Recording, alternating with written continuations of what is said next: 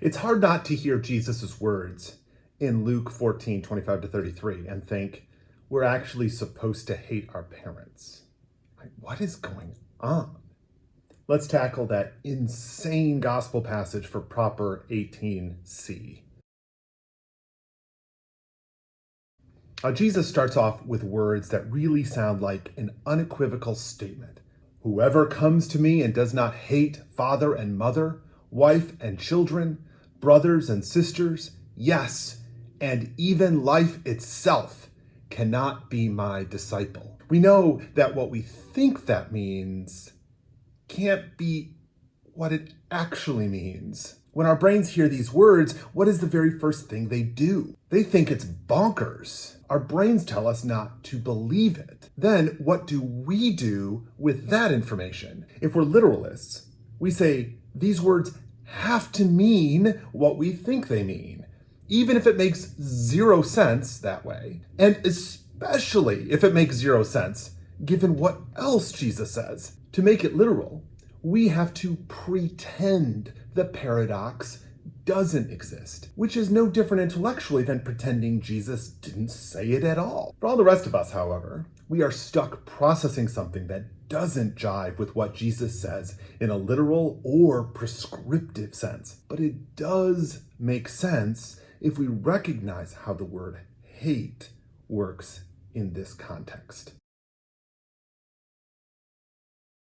Okay, here I go, messing up the order again. I'm supposed to say what's in the text, bring up the problem, then explore where to go with it. But that problem is just right there, right? We can't dig into the text without stumbling all over it. The problem of Jesus telling us that we quite literally can't be disciples if we don't hate our parents, families, and even life itself is bonkers. Because even if we try to take it literally, it actually starts to make even less sense when we do. Think about it.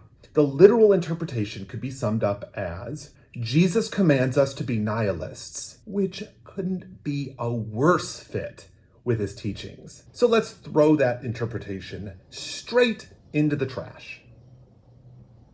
Now let's look at all of what Jesus says.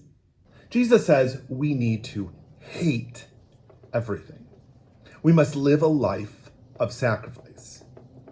Then he offers a teaching that reads like a proverb, but seems to say, plan and prepare, finish what you start. Right? Preparation can help one adjust to obstacles. And then he brings it back to what is required to be a disciple, giving up all possessions.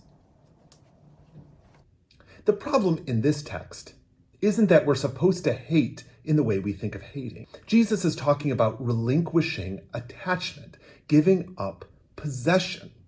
In other words, the opposite of putting family first or protecting property. The enemy here isn't parents or another person. It's possession itself.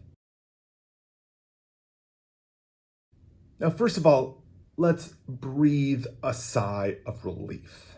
Jesus doesn't actually want everyone hating their moms and dads for the sake of the gospel, nor does he want you to do it just because. Family isn't all there is to the world, nor are we called to unity over everything. The problem isn't our relationships themselves, but how we possess one another and prevent each other from living a kingdom-centered life. And thankfully, we're all actually quite familiar with the idea that Jesus is going after in this teaching, that we're not supposed to let possessions possess us, that attachment is bad. Possession, not just attachment, is the real villain. Possession that prevents us from truly living so that we can live by someone else's vision for us. That is something that Jesus truly hates and something we can overcome. Thanks for watching. Now go out and love.